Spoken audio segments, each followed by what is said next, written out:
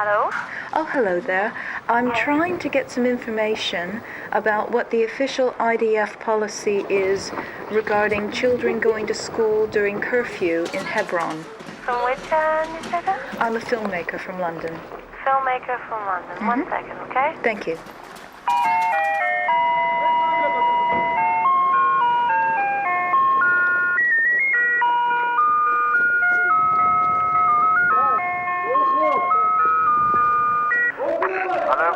Hello there. I'm trying to find out what the official IDF policy is regarding children going to school during curfew in Hebron. There seems to be a lot of confusion about this. Well, make no mistake about it. When there is a curfew, no one is allowed out of the house. For Palestinian children in the West Bank city of Hebron, getting to school in the morning is no easy task. In the part of the old city known as H2, the Palestinians are sometimes kept under curfew for months at a time. So while the Israeli settler children are free to go to school, the Palestinian children are regularly prevented from doing the same. With Israeli soldiers ensuring that the streets are used by Israelis only, the Palestinian children have taken to the roofs.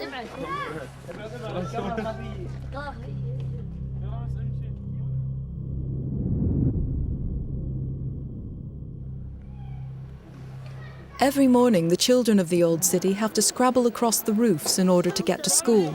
Going out of their front doors has become too dangerous because of the Israeli soldiers who patrol the neighborhood, enforcing curfew.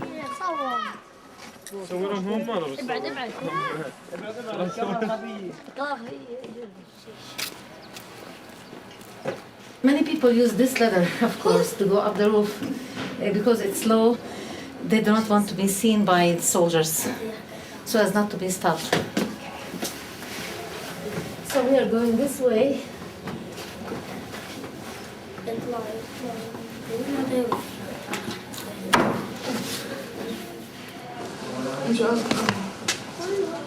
They do not feel the danger of going up the roof and coming down to the houses.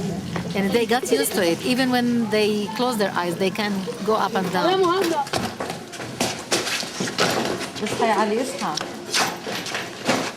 Do you ever have trouble with soldiers spotting the children on the roof? What has happened in the past? If they see them, they will meet them on the other side of the street and stop them from going to school. And how often does that happen? It depends. Sometimes it's every day, sometimes. When the children are unlucky, it happens every day.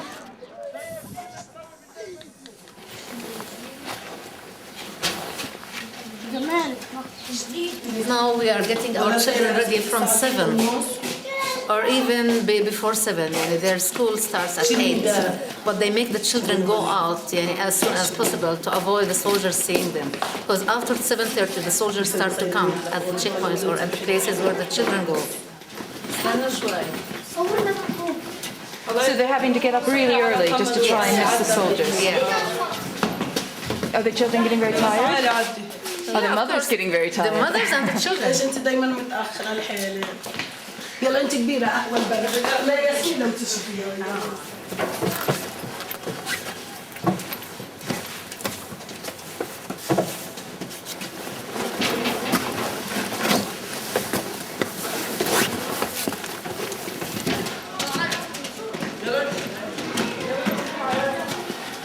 The road there is very dangerous, even more dangerous than this one.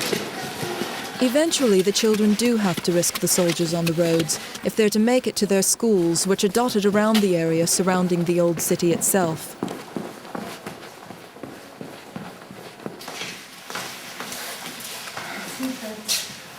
The soldiers haven't noticed the children. The children are lucky today. These are the 3 exits that the children use when going to school. If they are lucky with that one, they can use it.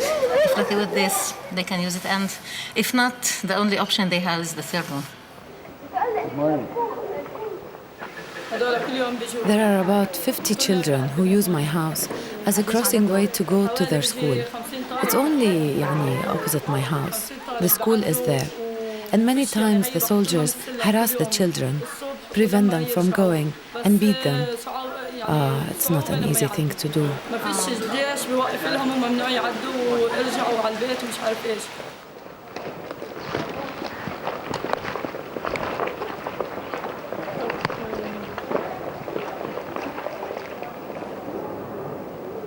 Can you tell me what it's like as a mother having to watch your children run across trying to avoid the soldiers?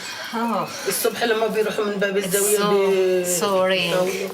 يعني when just waiting for the children to go and waiting for them to come back. يعني one is getting more and more nervous, more anxious also. That the children might get stabbed or get hurt, got beaten. Because many times the soldiers at this area here come and beat the children.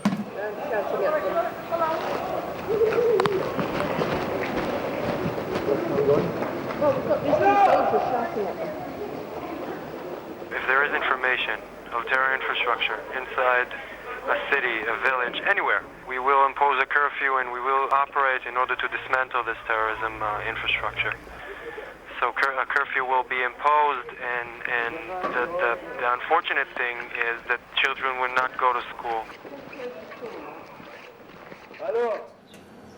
As well as its more moderate residents, Hebron is also home to extremists from both communities, including the right-wing Israeli Kach organization, which has been branded a terrorist group by its own government, and Islamic Jihad, which has claimed responsibility for suicide bombings inside Israel.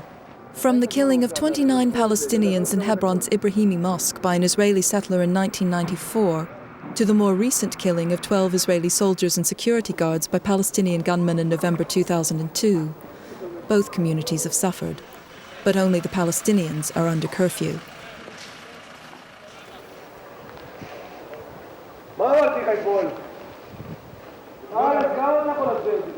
والله نحن بانا لبيت سيفر هنا خادم قال لنا ماشوا مين هذا؟ هنا خادم قال لنا ماشوا بتموت ايوه فاضل يا ليش كل هذا اللي صار في سيفر؟ بكاش تاني شو تفهم؟ صوت شوية صدقة بكاش تاني شو؟ بكاش تاني شو تميني شو؟ بلي شو كل ده بتكش معنا ايش بتسافر؟ ربع شاني بالي فرق الطرق بتسافر فاضل زين اوكي طب وين داشوا يعني شو مرفوع؟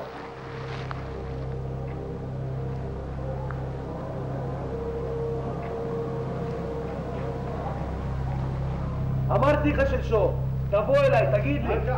סתום את הפה. The DCO said can't go to school, but the soldiers, they said every day it is forbidden for you to go to school. It's forbidden for you to enter the school. You have to close the school now and let the children go home.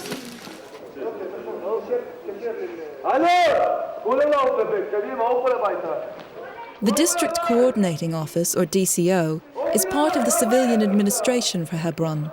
Made up of Israeli and Palestinian sections, their policies sometimes appear to be at odds with those of the Israeli Defense Force, the IDF.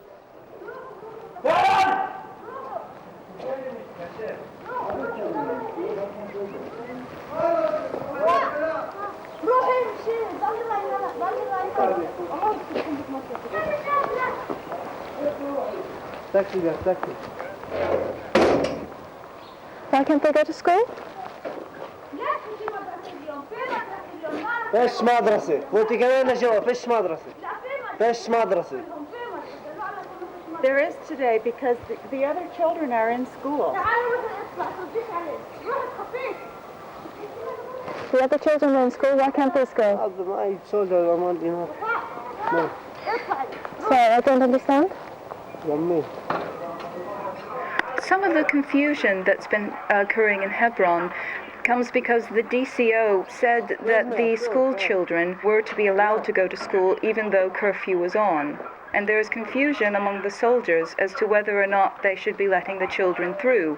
And so you have a situation where some soldiers... I don't know what a specific soldier told you, or one soldier or another. When a curfew is imposed, everyone knows. When children are allowed to go to school, they know it. This is not what I'm finding on the ground. There does seem to be a lot of confusion. There isn't any confusion from our part.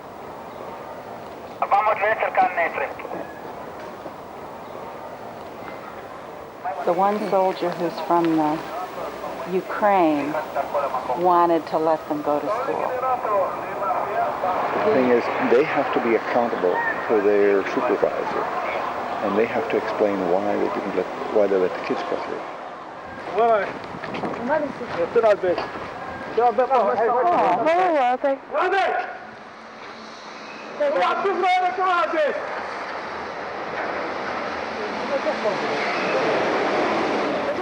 The Israeli DCL, they say they want children to go to school during curfew, but the official policy is that they can't.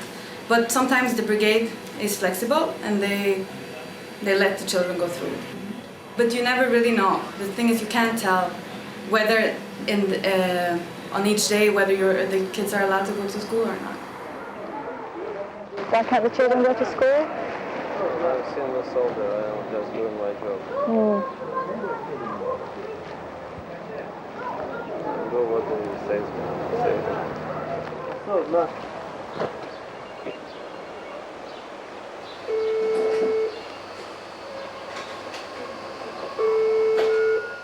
I'm trying to call the DCO because this morning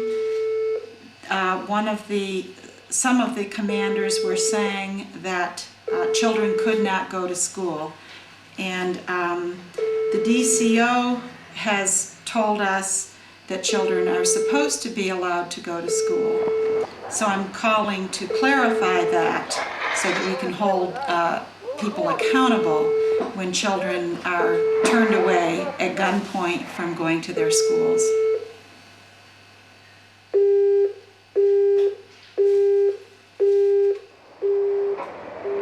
Do you know why they can't go? You don't know.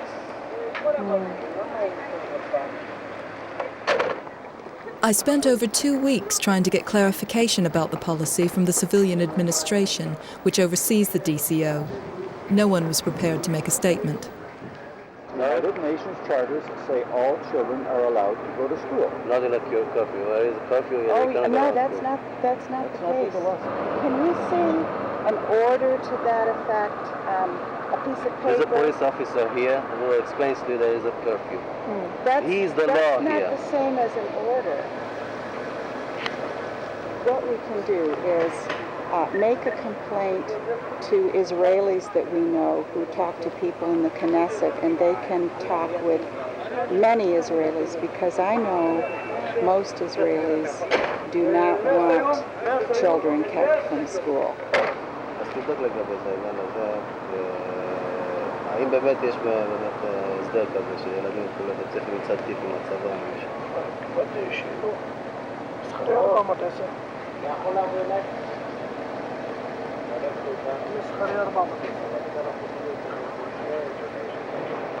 With curfews that stop children going to school, this falls under the category of collective punishment, which is illegal under international law. Well, terrorism is illegal under international law as well, and somehow something has to stop it. And you cannot remove a curfew because children had to go to school, because if you have information about the terrorists coming out of a city, the children inside Israel will die. Okay? They won't just not go to school, they won't go anywhere anymore.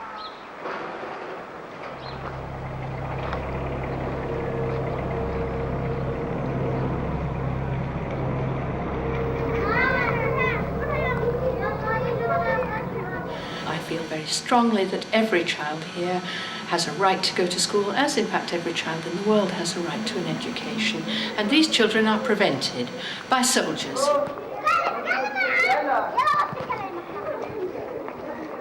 And these children want to go to school. And any child who actually wants to go to school so badly that they're prepared to run in front of armed soldiers, I'm prepared to stand in front of those armed soldiers and make sure that the children do get to school safely and get home again safely.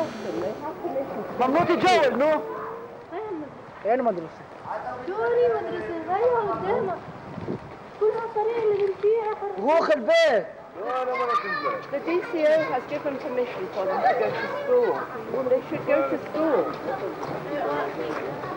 The presence of international observers is sometimes enough to persuade the soldiers to allow the children through, but not always.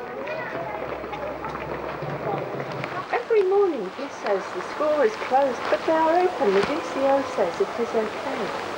But every child in the world has a right to go to school. If Arabi go to school, Yeah. in book school, هم الانتشاميون. انتشاميون؟ I don't know, but we will telephone to the DCO and we'll talk to him.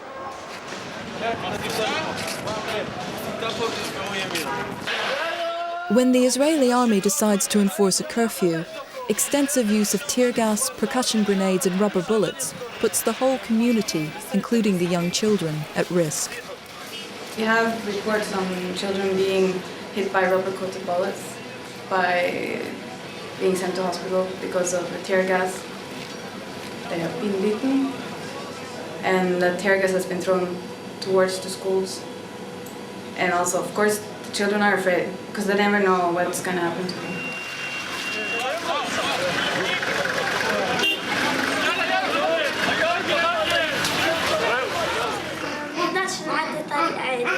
When I go to school, it's so scary, so dangerous. Because whenever we meet soldiers, they usually force us back with tear gas or they throw percussion grenades at us.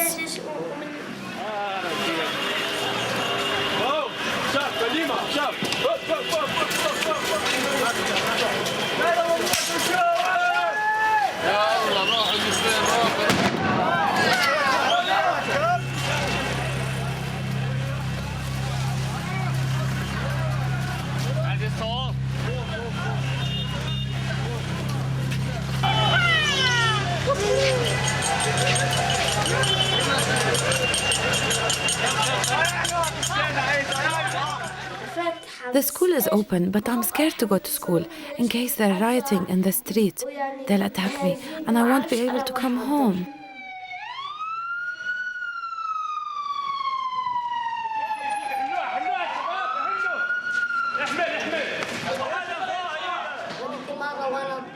One time our school was closed, so we were all sent to another school. When we were walking down to the school, we met a jeep, a military jeep. The soldiers shot rubber bullets at us.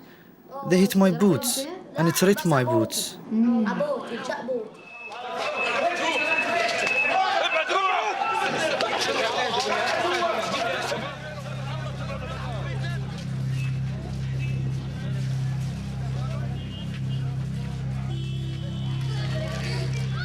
On 15th of March 2001, in a well-documented attack, Israeli soldiers threw a percussion grenade into a crowded schoolyard.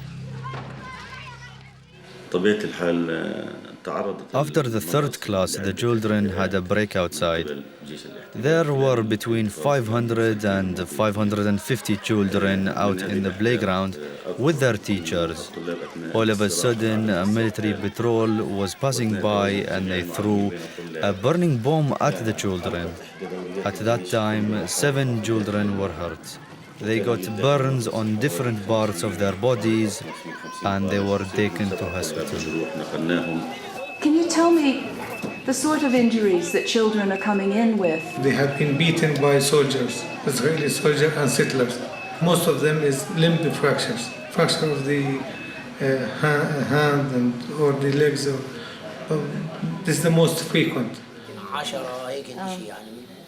It started when Mohammed and some other boys were going back home from school. It was quiet. There was no curfew. Everyone was going back and forth. The soldiers were in the street and called Mohammed. Then they caught him and started beating him. One soldier beat him and sent him to the other one. So he was like a ball, from one soldier to the other. Then they put him in the jeep.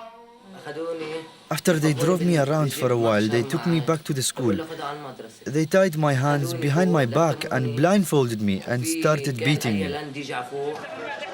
A member of TIPH saw what was happening and called an ambulance. It's common in the occupied territories for soldiers to prevent ambulances from reaching wounded Palestinians. The ambulance came to get me 3 times, but the soldier said he is okay, nobody is injured. So the ambulance had to go back and forth 3 times before they could reach me. Nobody could do anything because the soldiers were so aggressive. They tried to beat anyone who approached Mohammed. He sustained multiple blunt traumas. I mean, the most serious of which was involving the left testicle. Mohammed's injuries kept him in hospital for over a week.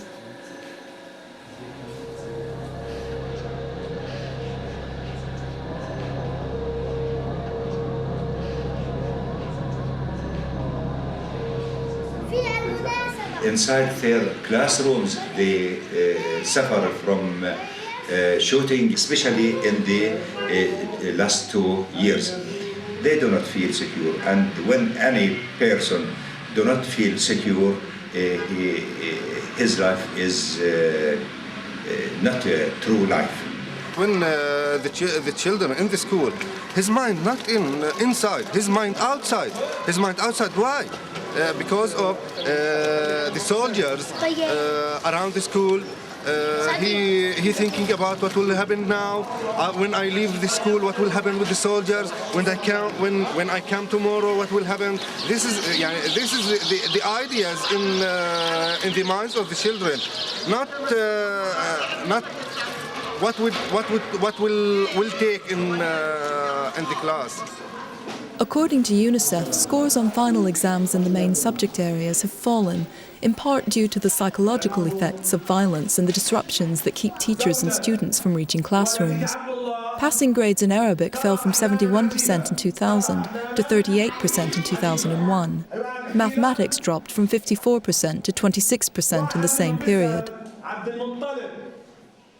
When the children of the old city aren't at school, there's very little for them to do. With curfew strictly enforced, playing in the streets or in the local playground is a big risk. So for many, it's back up to the roofs. What would happen if they went down to the playground during curfew? The soldiers will come and chase them. Sometimes they point their guns at them. Many times they use percussion grenades. They just throw it at the children.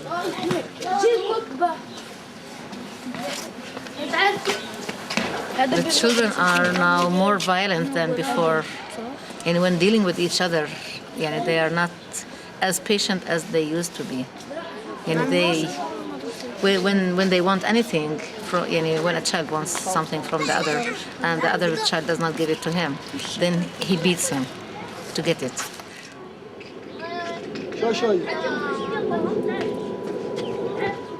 We find bullet shells everywhere, and rubber bullets are also everywhere here. So they collect them from the streets and play with them. If not playing with these real materials, they choose the toys that represent the soldiers and the army, the tanks, the jeeps, the guns. The bigger the gun is, the stronger the boy is. Some of the young Israeli soldiers don't appear to be much more than children themselves.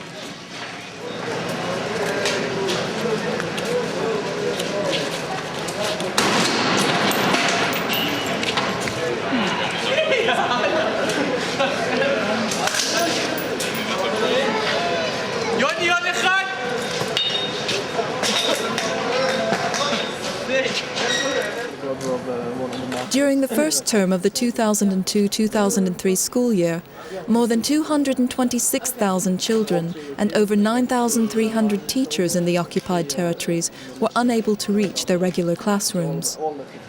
They stop people on a routine basis here, checking IDs, just stopping them, holding them for... It's not abnormal to hold people for several hours, although according to IDF policy they should... If it's an ID check, it should be done in 30 minutes. That's the maximum time they say the soldiers should use to check the ID. Do you have trouble getting teachers willing to try and come in? Every day they try to come, but not every day enter the school. Because of the soldiers, of course.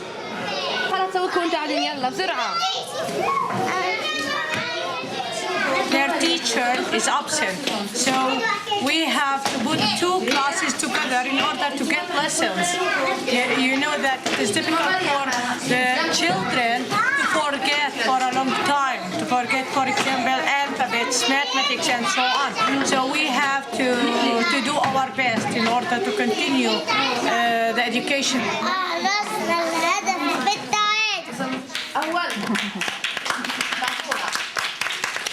How much school are they missing? In the normal situation, we have 20 days as a holidays at the end of the first semester named spring semester holidays. In this year we didn't take it because we have more than 40 days through the first semester. We didn't arrive to school because of the IDF soldiers. The Israelis occupied 3 of our schools since more than 2 years, since 28 months. They occupied it and changed it into military positions. We want to teach them the peace. They must come to school. When they are in the streets, we can't teach them anything. Just how to throw stones in the streets. That's what I see. When I talk to the soldiers and I say, why are you stopping the children from going to school? They say, because in the schools they teach them to hate us, they teach them to be terrorists. We ask them to believe that they have the right to live in this land because it is our land. And the Jews also, they have the right also to live as equal as the Palestinians. That's the truth. We do not learn them how to hate the other, but how to love the others, how to cooperate with the others, how to share in building a true peace and real peace in this area for the two peoples. According to UNICEF, a generation of Palestinian children in the occupied territories is being denied their right to an education. The United Nations has appealed to the Israeli authorities to facilitate safe access of Palestinian children to their schools and allow the functioning of educational establishments. Okay, so just my final thing, if I can just clarify to make perfectly clear that it is the official policy of the IDF that during curfew, the school children are not allowed to go to school. That's correct. Okay, thank you very much. No problem. Bye-bye. Bye-bye.